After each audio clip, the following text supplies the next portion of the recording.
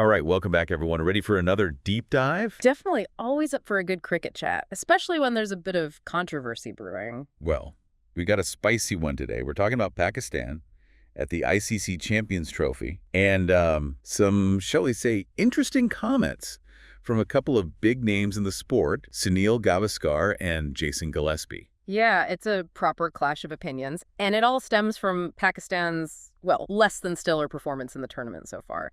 I mean, they were the hosts, and they got knocked out pretty early. Yeah, 2 straight losses right out of the gate to New Zealand and then to India, and then that final match against Bangladesh got rained out. So Yeah. not exactly the dream run they were hoping for. Not at all. And that's where Gavaskar comes in. Right after that loss to India and Dubai, he basically said that even India's second-string team, maybe even their third string, could beat Pakistan's current ODI side. Oh, wow. He didn't hold back, did he? Sounds like he really stirred the pot with that statement. He definitely did. And predictably, it didn't take long for someone to fire back. Jason Gillespie, right? The former Pakistan coach. He must have had some strong words for Gavaskar. Oh, absolutely. He called Gavaskar's statement, and I quote, absolute nonsense. Gillespie's convinced that Pakistan has the talent to beat any team in the world. But he says the problem isn't the players' ability, it's the system they're operating within. Okay, so this isn't just about individual skills, it's about the structure and support around those players. What is Gillespie's take on what's going wrong?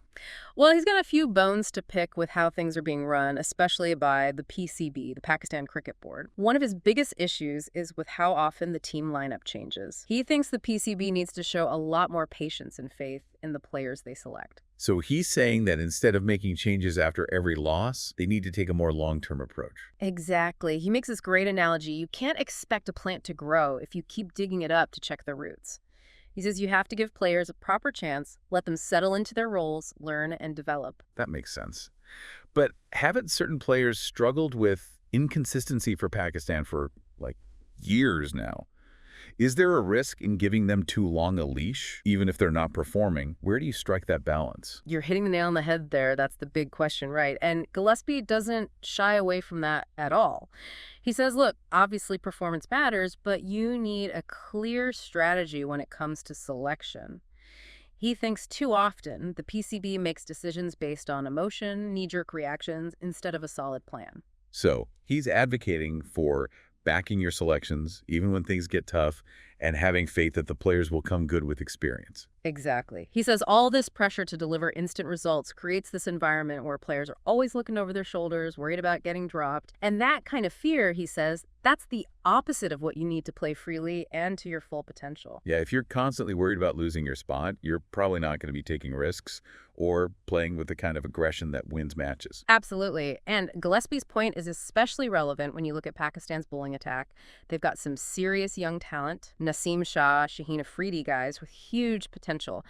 But they need consistent opportunities and the PCB's backing to really flourish. Okay, so Gillespie's pretty clear about what he thinks the PCB is doing wrong. Yeah. But what does he actually suggest they do differently? How can they create this stable environment he keeps talking about? It all starts, he says, with getting the right people in the right positions. Experienced selectors, coaches who understand the game and have a clear vision for the team. And once those people are in place, give them the time and space to actually do their jobs. So it's not about a quick fix. It's about a fundamental change in the PCB's whole approach. You got it. He wants to see them ditch the short-term thinking and move towards a more long-term strategic way of doing things. He says Pakistan has all the right ingredients for success, the fans, the history, the raw talent, but those ingredients need to be brought together the right way.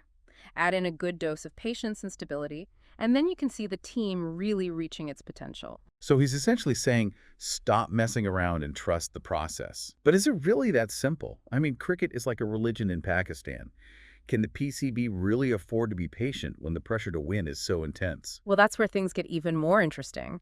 Because while Gillespie makes a compelling case for stability, we can't ignore Gavaskar's perspective either. Right. Let's flip the coin and look at Gavaskar's side of the story.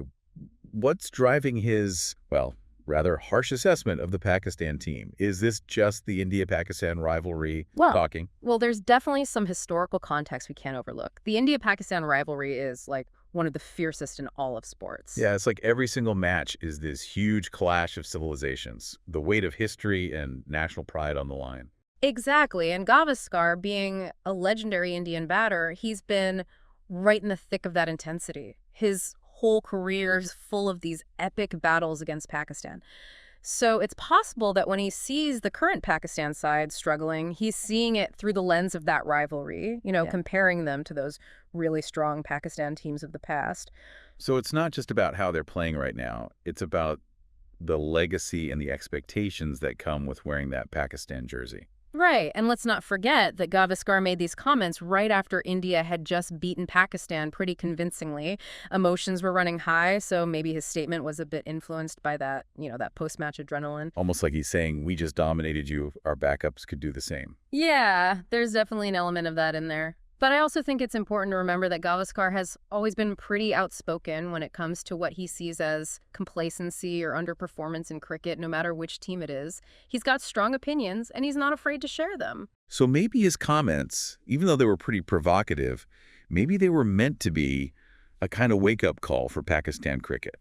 A challenge to step up their game and prove him wrong. There's definitely a possibility. Maybe he's trying to light a fire under them.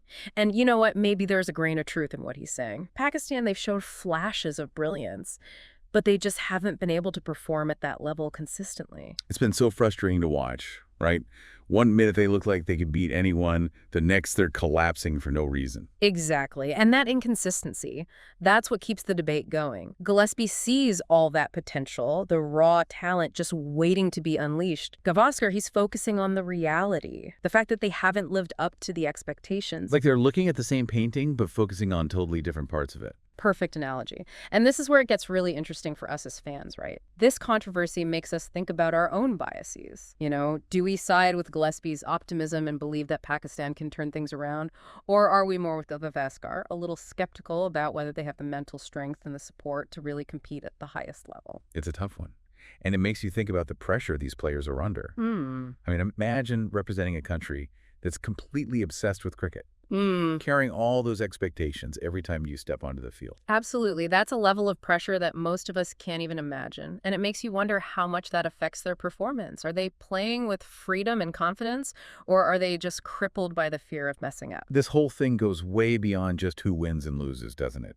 It's about what it means to represent your country on the world stage, the mental battles that are happening alongside the actual game. You're right. And it also raises questions about the role of commentators and the influence guys like Gavaskar have. Are they making things worse, or can their words actually spark positive change? That's the million-dollar question. But one thing's for sure, they definitely get people talking and force us to look deeper. It's not just about the score. It's about the whole story behind the game, the human side of it all. And that's why this whole deep dive has been so fascinating, right? We've gone past the headlines and really explored what's going on in international cricket, all the different opinions, the pressure on the players, the challenges facing the PCB. We've seen how one little comment can blow up into this huge debate, showing just how passionate people are about cricket and how deep those rivalries run. And now it'll be interesting to see how Pakistan reacts to all of this. Are they going to crumble under the pressure, or will they use it to fuel their fire and prove everyone wrong? Will they take Gillespie's advice and embrace stability and patience? Or will they keep making those impulsive changes that seem to hold them back? I guess we'll have to wait and see.